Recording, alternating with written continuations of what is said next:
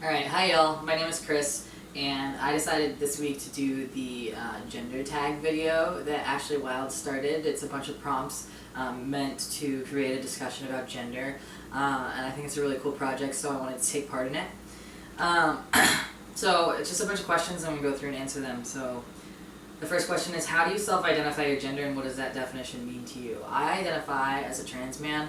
To me that just means that I'm a man, but I'm very open about my trans status. I think it's important for there to be trans visibility, especially for younger people to look up to. I didn't really have that when I was trying to figure out my gender, and so I'm really, really open about my transness, and I'm proud of it, and I think that I'm going to continue to be that way throughout my transition.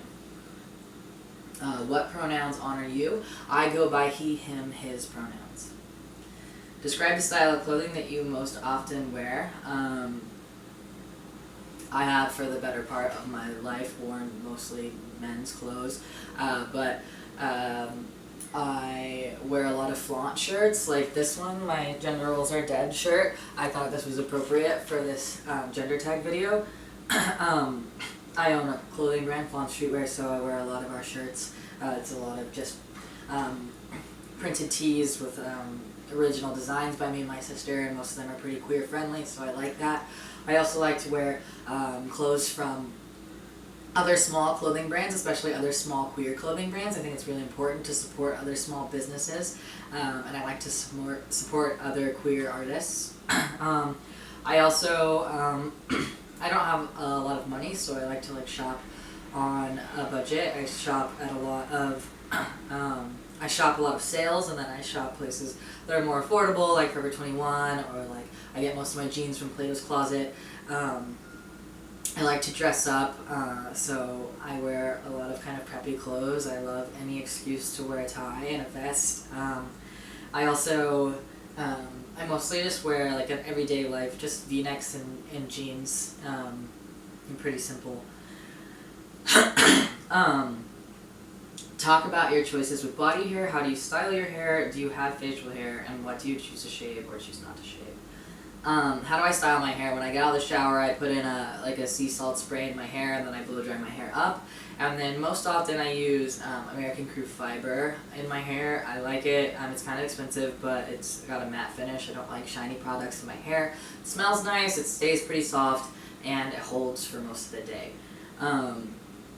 Do I have facial hair? I'm 4 months on T, and I have the smallest crusty mustache ever, but besides that, I don't have facial hair. I also don't have very much body hair. I just never have. I don't shave my legs. I haven't shaved my legs in over 2 years. And then currently I shave my armpits because in the summertime I get really, really hot, but sometimes I don't, so it just kind of goes back and forth. Talk about cosmetics. Do you choose to wear makeup? Do you paint your nails? What types of soaps and perfumes do you use, if any? I don't use makeup, I don't wear makeup, and I don't paint my nails. What types of soaps do I use? I use a lot of Lush products. Courtney's fiance works for Lush, so she's always recommending stuff to us, and then she also hooks us up with a pretty nice discount, which I don't complain about. I really like their products. I like what their company stands for. They have a lot of good, they give back to a lot of charities, and they're all recycled and natural products, and they pay their workers good wages and stuff. And then on top of that, they've all of their face stuff has really helped keep my acne in check so far on T, so I'm always recommending their stuff to people. I really like their face stuff. And I do wear cologne. I wear Dolce & Gabbana Sport. I like it a lot. Someone bought it for me for Christmas.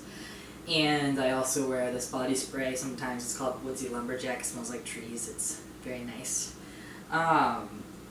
Have you experienced being misgendered? If so, how often? I get misgendered every single day. Unless someone knows that I'm trans or that I prefer he, him, his pronouns, I get misgendered. I pass 0% of the time.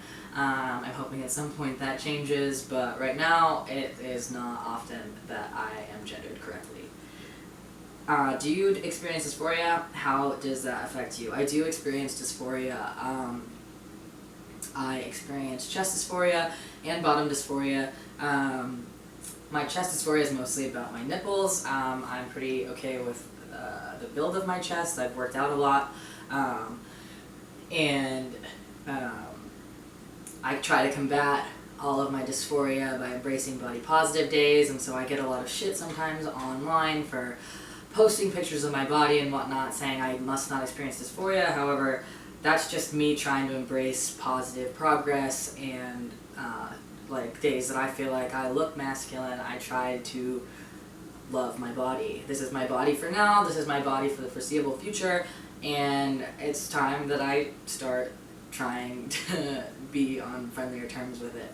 A lot of my dysphoria also is centered around weight.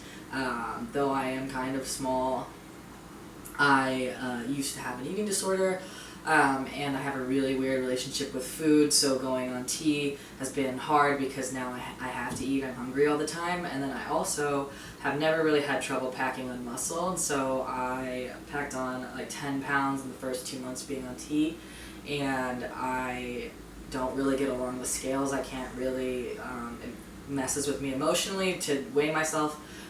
So it's been, there's been a lot of dysphoria around getting used to the size of my body, the weight of my body, but I'm trying to combat it. It's just something I have to live with because of my past experiences with weight. Talk about children. Are you interested in having children? Would you want to carry a child? If that was an option for you, do you want to be the primary caretaker for your children? I do want to have kids. I come from a family of 4. I would like to have at least 2 kids. I think it would be awesome to have twins because I love being a twin, or I love being a twin. I do not want to carry the children. I couldn't do that, I don't think. I think the dysphoria would be terrible for me. Based on that, I think it would make me just not comfortable. But if there was a way to be related to my children, I would love that. And I do want to be the primary caretaker for my children. Talk about money. Is it important to you to provide for your family financially? If you choose to have a family, is it important that you earn more than your partner? Do you prefer to pay for things like dates? Are you uncomfortable when others pay for you? It is important for me to provide for my family financially. I just like to take care of people. I like to make sure that the people I love have the things that they need, so it is important for me to provide for them. However, it is not necessary for me to make more money than my partner. I was pretty much prepared for that when I went into a creative field. It's kind of hard to make a ton of money in the creative field, and that's fine. I'm more interested in doing something that I love and providing for my family that way.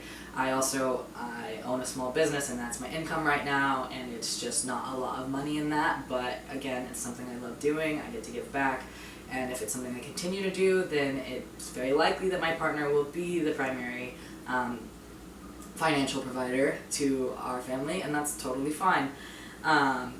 However, I do like to pay for dates. Again, that just kind of, that goes back to how I was raised, and it's just something that I prefer.